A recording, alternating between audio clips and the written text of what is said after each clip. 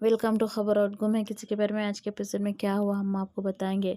जैसा कि ईशा मिल गई थी शांतनु और सभी को, और उनके पुराने घर पर रखे है ईशा, जहां पर शांतनु रहता है। और ईशा कहती है तुम नहीं आना चाहिए था, तुम ईशान के साथ रहना था। ये कहने के बाद वहां पहुंचता है ईशान। ईशान आकर कहता है कि आप दोनों से मुझे कुछ कहना है, मैं आप दोनों से माफ़ी मांगना चाहता हूँ।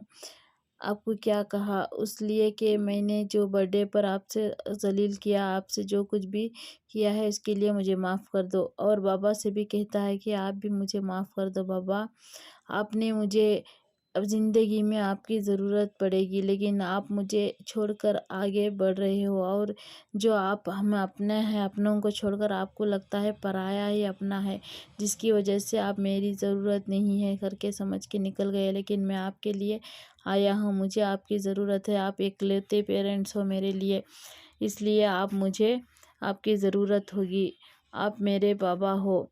और ईशा ने कहता है और उन दोनों से माफ़ी मांग के फिर भी उन दोनों को थैंक यू भी कह देता है कि आपने मेरे मुझसे ही दूर कर दिए, मेरे बाबा को दूर करने के लिए भी थैंक यू ईशा मैम, आपको कंग्रेचुलेशन भी कह देता है, क्योंकि आपका नाम मेरे बाबा शांतनु से जुड़ गया है। अभी आपको दोनों को थैंक यू ये कहता है और दिल तोड़कर वहाँ से चला जाता है ईशान।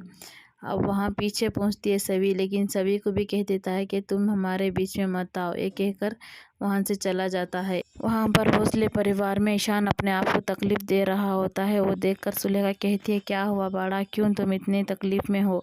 मुझे लग रहा है तुम उस ईशा की वजह से इतनी तकलीफ में आए हो, जो उसकी वजह से ही हमारे घर की सभी सुख चैन दूर हो गई है।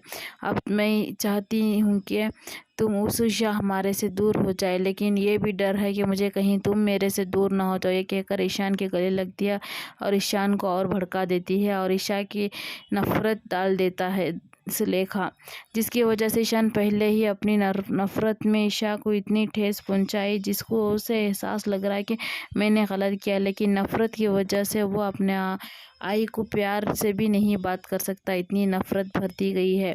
अब आगे चलकर क्या होगा हम आपको उसके अपडेट्स देंगे। आप जानना चाहें तो कमेंट्स करके बता दें आपको कैसा लगा। ईशा और ईशान एक हो जाएं, माँ और बेटे का प्यार बढ़ जाए, या सुलेखा बीच में आकर उनसे नफरत करिए, कौन इसमें बुरा है? आप कमेंट्स करके हमें बता दें।